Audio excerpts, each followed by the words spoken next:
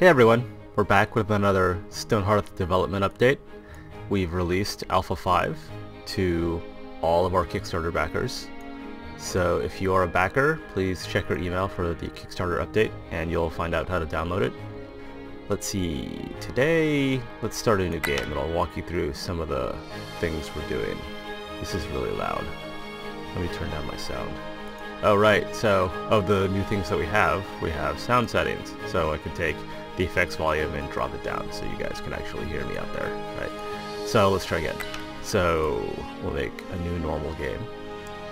So now that Alpha 5 is out the door, we're splitting our time between a couple of big new features that I'll tell you about in a minute, and basically listening to you guys and responding to things that you want to see, small improvements that we can do to make your life easier on top of Alpha 5. And so all the stuff that I'm going to show you is that kind of stuff. They're features motivated because someone either on our forums or on Reddit or something like that actually asked for it. And yeah, so let's get to it. So the first thing you can see is we have building measurement guides, and these are for all, we call these XZ selectors because they select the plane in the XZ plane of the world, but whatever. Anytime you drag out a box, we're going to tell you how big it is. So if I want exactly a 10 by 10 stockpile, it's much easier for me to do that. And let's chop down some trees. Give these guys something to do. You may notice that we've also moved our little helpful tooltips to a easier to spot location in Alpha 5. A lot of people were missing them. We'll eventually have an option to get rid of that stuff if you're an expert player and don't need it. But right, so the intended purpose... Oh, the Traveler's here. Sure. Let's see. The intended purpose of these things, of course, is to use in build mode. So now, I know that if I want... I like building little spaces that are exactly 7 across, because that gives me room for a door and 2 columns on the side. So now it's very easy for me to do that. And then I can make something that's about the right size, and then raise my walls. And then pop a roof on. And then 7, because the door is exactly 3 wide, and that gives me room to center it nicely on a little small wall like that. And then, right. So, building measurements, and that's for everything. You saw it on stockpiles, it works on farms, it works on any time when you're dragging out a region. So I want this to be 10 by 10, same size as my stockpile, easy. Some turnips. Okay. Oh, I should start building that thing. Let's go. Let's go. Other building improvements that we'll be focusing on is when you do this sort of thing, saying, oh, I want to build something, we'll tell you how much the thing is going to cost in terms of wood, and the fact that I put a door here. We'll also be tightening up the UI. Right now, there's a lot of clicking. We'll simplify it, make it a little bit easier to use. And that's building. So you can expect the building UI and experience to get a little bit easier, and we're going to add some pretty key features. Like the one that I'm most excited about is the ability to save a plan. So if I have a plan like this and I like it and I want to stamp out 10 of these things, you'll be able to save it, and then pick it from a list and then stamp out as many as you want. So that will make building when you need to build a really big city less tedious and more just plain fun. Another quick improvement, since I need a carpenter I can show you along the way, is we have totally changed the promotion UI. This is it. So the other one was functional, but it didn't really tell you anything about the way the game worked. So the intent here is to sort of give you something to shoot for. So this is the job tree as we have it designed. And there are, as you can see, lots of question marks. We have plans for every single question mark with a new class. Can't tell you what they are yet, but as we implement them, we'll let you know. So in the center of the tree, we've got the worker, and the blue boxes are boxes that I have that I can promote to because I've completed the requirements. So the worker can promote to the carpenter, and that requires the carpenter saw. And spoiler alert, you'll be able to get more carpenter saws by crafting them from a blacksmith when we have the blacksmith in the game a few alphas from now. I can also promote to a trapper, but I cannot promote to a farmer, because the farmer acquires the farmer's hoe, which is also crafted by the carpenter. So let's remedy that real fast. Let's promote to a carpenter. Go, Aliana. Go, go, go, go. There she goes. Okay, so at this point I've crafted a hoe and a couple of wooden swords, and so if I try to promote Elena over here, you can see that different classes have unlocked. The carpenter is locked up because I've used my one and only saw for now, and I can now make a farmer and I can make a footman. This blank area here will have some character art for each of the classes, so as you're clicking through them you'll sort of see a cool portrait there. Let's make a farmer. Here she comes. Go, Elena, and then she'll get to work on our farms. And then just to show this next feature, I also made a couple of lanterns and a bench.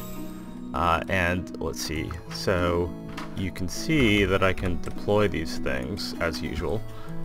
And then I'll show off the feature, which is the ability to undeploy. Come on guys, let's go. Okay, so if I have a bench or anything else that's out in the world, there's this new button, which is to undeploy, which means get it out of the world here. So you hit the button and it's sort of marked for undeployment, and then as people have time, there's our farmer going. They'll take them and they'll put them back in the stockpile. And then at which point you can sort of... she's confused. In development. There she goes. Good job. And once you have something that is undeployed, it's just as if you'd never put it down in the first place. So we now have 3 operations for items. You can place them, you can move them around, and then when you want to get them out of the world, you can undeploy them. And then, ooh, he's stuck. Not great. And then ultimately we do want you to be able to sell those through trading. So that's it for the new features. We're also, like I said, working on a couple of major longer-term features that'll take us longer to develop, but we wanted to let you guys know sort of what's on the horizon. And those are, first of all, continued building improvements, like I talked about, like you saw with the region selector, which is already super cool, and then building templates, great things like that. We're also working on mining. So when we say mining, we mean the ability to like dig holes in caverns and tunnels into the ground, right? So I could like dig a mine shaft like right here, straight down, and then, you know, dig tunnels off into space in all 4 directions. Or I could come into the side of this cliff and just start drilling here, and then, you know, put whatever I want there, either like storage or mine for ore. So that is coming along. That is probably the biggest of the 4 new features, and so I wouldn't expect it anytime soon. We're talking like, you know, more than a month to get that thing really working well, and I may be vastly underestimating that. So you'll get mining. We're working on it, and we're excited about it, but it's too early to give a timetable. The other things are roads, which are coming along quite nicely. So roads are super important, and they will not only be nice to look at, but they'll be functional, so your guys will move faster on roads, or they'll move slower when not on roads, is another way of saying it. We're already working on the ability to level up your guys. So you can see I've got a carpenter, and she's useful. She can craft things. Good person to have in your town, but wouldn't it be awesome if the more she crafted, the more stuff she got? So crafters will craft new recipes as they gain levels. Military units will gain new abilities. You know, your workers will be able to do cool new stuff. This guy's bouncing. There you go. And basically, that'll be the way that we give your town a feeling of overall progression, not just through, you know, building cooler and better stuff, but your citizens will get more adept at whatever their job is. And then the 4th feature, major feature I should say, we're working on, in addition to all this minor stuff that we're throwing in, is a more robust trading system. I mean, you've probably seen that the trader can come by and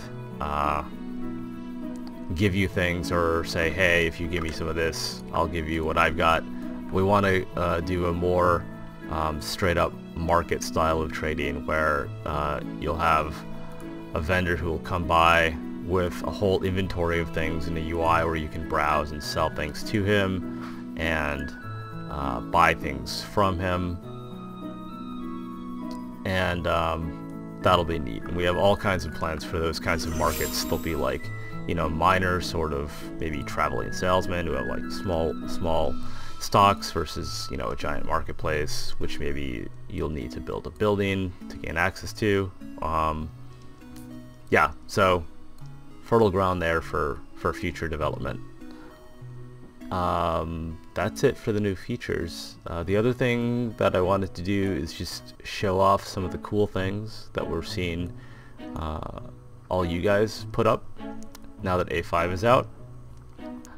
This first town is by Danny Angione. He's posted these to our forums. This is a really cool house. Not just a house, the sort of double-decker sort of central house, and house to the side. You can see he's got like farms going. It's a pretty cool, promising build. He's farming in multiple layers. Neat stuff. Here's another shot of it where he actually built like a 3-story tower. And I should say all this stuff is built using the build tools that are in the game in really cool and creative ways. But he's got the crenellations on top, and looks like a worker and a footman sort of patrolling up there. Really cool city.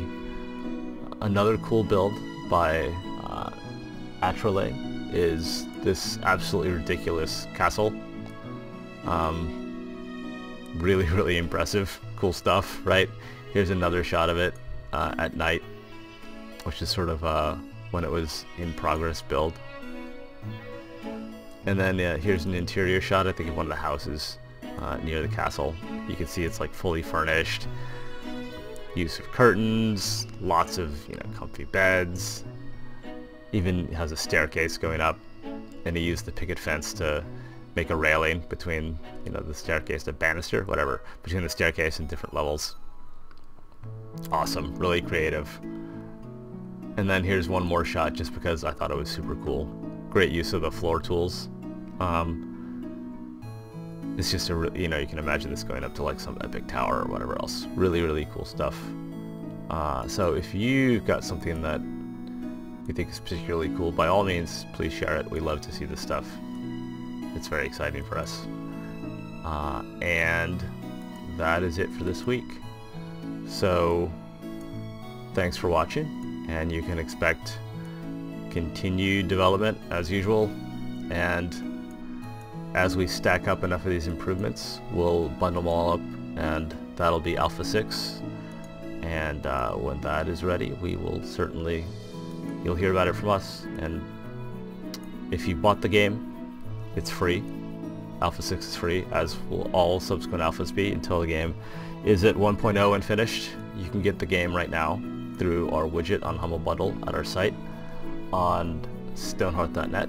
So by all means, if you like what you see, check it out, and we'll see you next week. Thanks.